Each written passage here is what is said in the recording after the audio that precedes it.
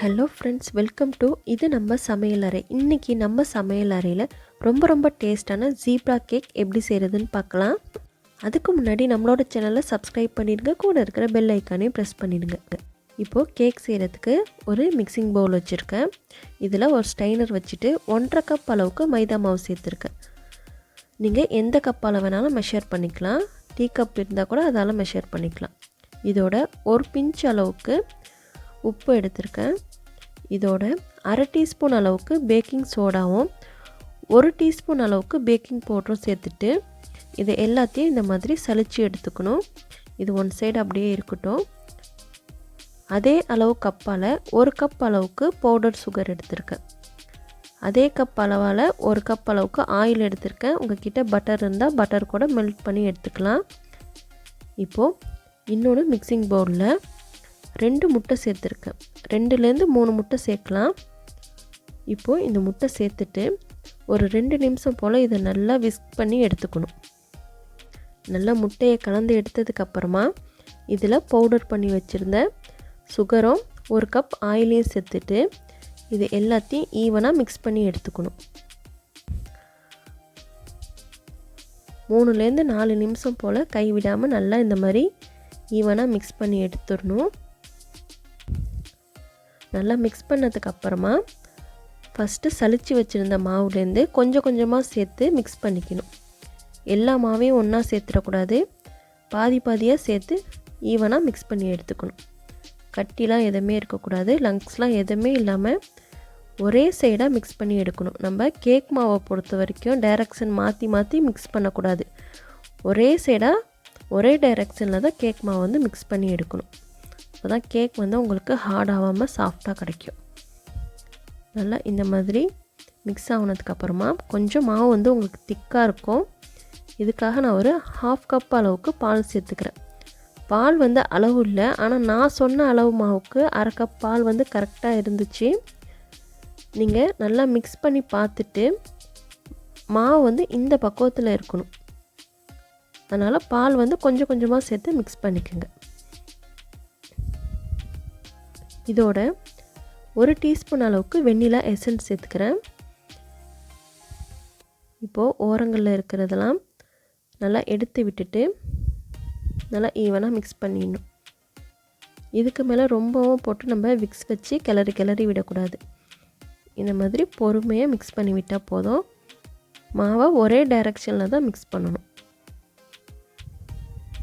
Cake மாவு வந்து mix பண்ணதுக்கப்புறமா இந்த பக்குவத்தில் இருக்கணும். ரொம்ப திக்காகவும் இருக்கக்கூடாது, அதே நேரத்தில் ரொம்ப வாட்டரியாகவும் ஆகிடக்கூடாது. இப்போது 2 பவுல் வச்சுருக்கேன். நம்ம மிக்ஸ் பண்ணி வச்சுருந்த மாவை இந்த மாதிரி 2ஆக டிவைட் பண்ணி எடுத்துக்கணும். இதில் ஒரு மாவில் மட்டும் நம்ம கொக்கோ பவுடரை சேர்த்துக்க போகிறோம்.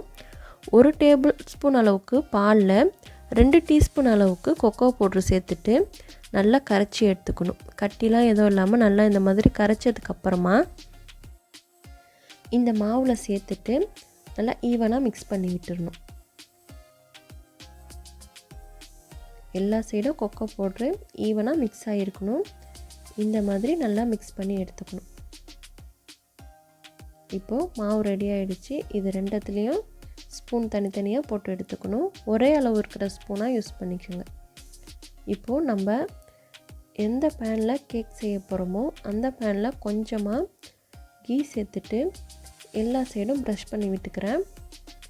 நீங்கள் இந்த மாதிரி பேன் தான் யூஸ் பண்ணணும்னு இல்லை, உங்கள் வீட்டில் கொஞ்சம் அடிக்கனமான பாத்திரம் எது இருந்தாலும் யூஸ் பண்ணிக்கலாம். எல்லா சைடும் கீ அப்ளை பண்ணதுக்கப்புறமா 1 டீஸ்பூன் அளவுக்கு மைதா மாவு சேர்த்துட்டு எல்லா பக்கமும் மாவை இந்த மாதிரி டஸ்ட் பண்ணி விட்டுக்கணும். எல்லா சைடும் மாவு போடுற மாதிரி டஸ்ட் பண்ணிவிட்டு மீதி இருக்கிற மாவை தட்டி எடுத்துடணும். இப்போ உங்களுக்கு கேக் பேன் ரெடி ஆகிடுச்சு. இப்போது மிக்ஸ் பண்ணி வச்சுருந்த மாவை ஒவ்வொரு லேயராக சேர்த்து செட் பண்ண வேண்டியதான். ஃபஸ்ட்டு வந்து நான் ஒயிட் லேயர் 1 ஸ்பூன் சேர்த்துருக்கேன். அடுத்தது கொக்கோ பவுடர் சேர்த்த லேயர் 1 ஸ்பூன் சேர்த்துருக்கேன்.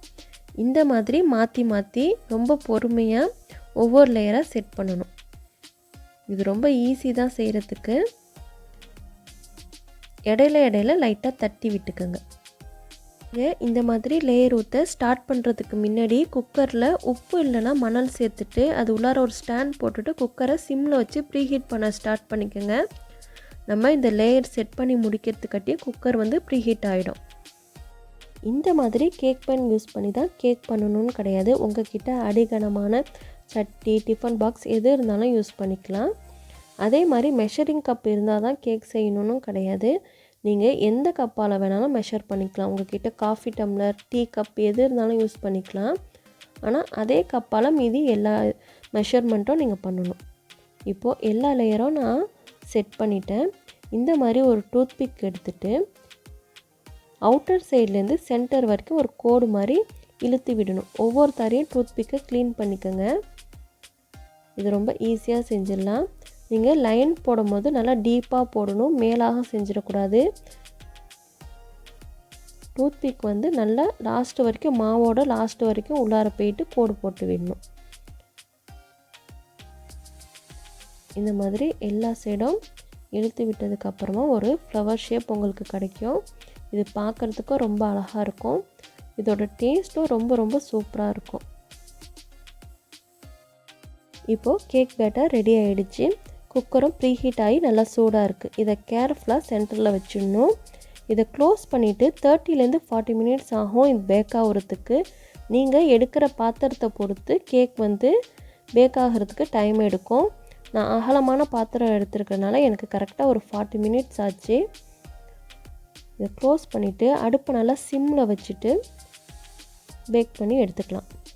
இப்போது கரெக்டாக 40 மினிட்ஸ்க்கு அப்புறமா ஓப்பன் பண்ணுறேன்.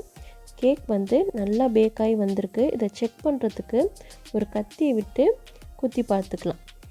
நைஃப் இந்த மாதிரி கிளியராக வந்துருந்துச்சுன்னா கேக் வந்து உங்களுக்கு நல்லா கம்ப்ளீட்டாக குக் ஆகிருக்கு. இதோட ஸ்டவ் ஆஃப் பண்ணிவிட்டு கேக்கை வெளியில் எடுத்துடலாம்.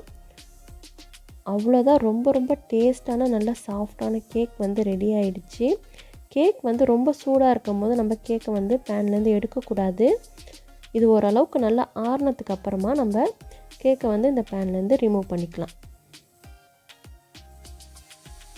அவ்வளோதான், ரொம்ப ரொம்ப டேஸ்டான ரொம்ப சாஃப்டான கேக் வந்து ரெடி ஆகிடுச்சு. இந்த ரெசிபி உங்களுக்கு பிடிச்சிருந்துச்சின்னா மறக்காமல் நம்மளோட சேனலை சப்ஸ்கிரைப் பண்ணாமல் பார்த்துக்கிட்டு இருந்தீங்கன்னா சப்ஸ்கிரைப் பண்ணிடுங்க. கூட இருக்கிற பெல் ஐக்கானையும் ப்ரெஸ் பண்ணிடுங்க. லைக் பண்ணுங்கள், ஷேர் பண்ணுங்கள், கமெண்ட் பண்ணுங்கள். தேங்க்யூ.